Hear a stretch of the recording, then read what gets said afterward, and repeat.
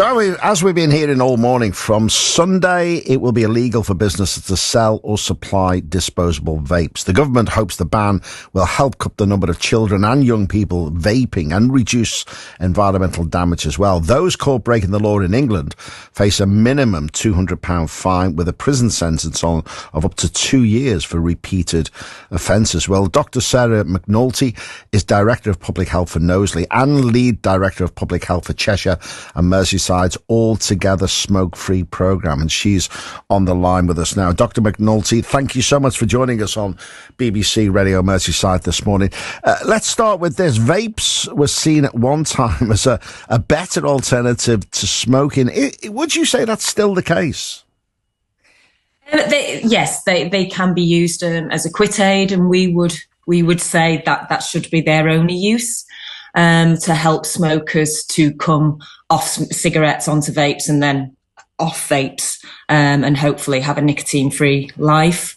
But we know that they've been marketed particularly aggressively to non-smokers, and actually marketed particularly aggressively to young people. So that's why we welcome not only this disposable ban, but also the legislation that's running through Parliament at the moment that will hopefully put restrictions on this advertising and the flavours of vapes that are particularly attractive to young people. Now, talking about legislation, I believe your organisation was the first to call for a ban on disposable vapes. What was the thinking behind that, Dr. McNulty?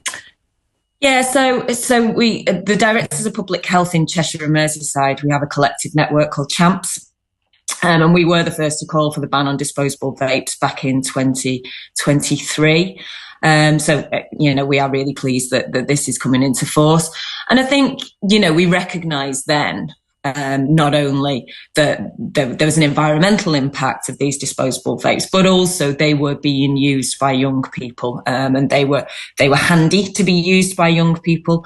And along with that, we were actually also calling for the limitations on advertising and flavours and things. And do you think the ban is going to make that much of a difference? Again, there's two bits to it, isn't there? So I think the figures, it's something like 5 million disposable vapes are thrown away each week. So there's a definite environmental impact of that, in an age where we're supposed to reuse our shopping bags and everything. That makes absolutely no sense. And they, they do contain chemicals which are harmful to the environment and plastics as well.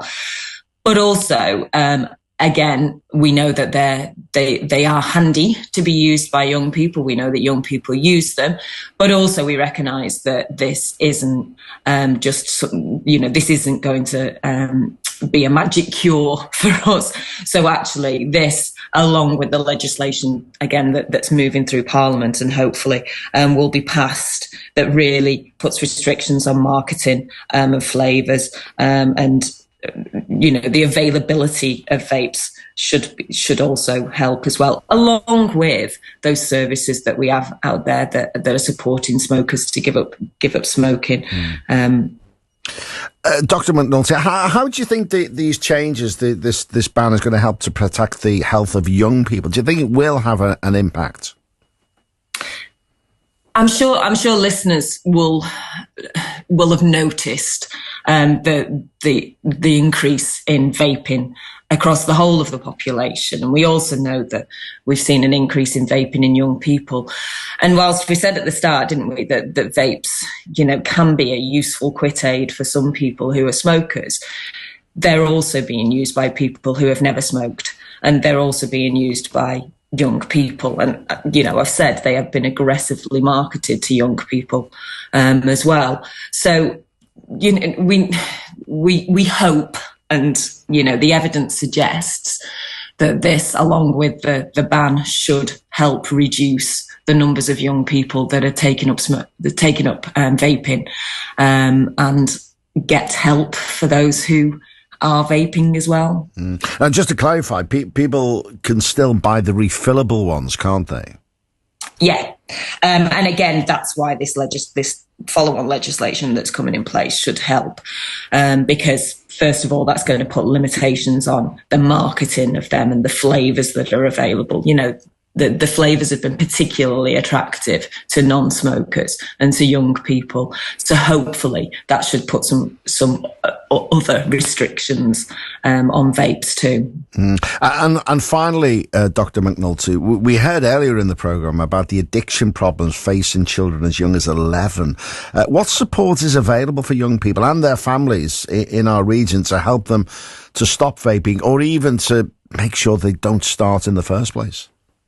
Yeah, so I would direct people to their local services, to their local quit smoking services, who will be able to advise them on how to quit. There is a specialist clinic at Alderhay as well. That I'm sure listeners have heard about. It's been in the news quite a lot recently. But I really would direct everybody to their local services. They're full of information, support and help. And actually, I'd say that to anyone who smokes as well. You know, those services are really, really good. And they're there to help people find the best way that they can help quit smoking. Dr. Sarah McNulty, thank you.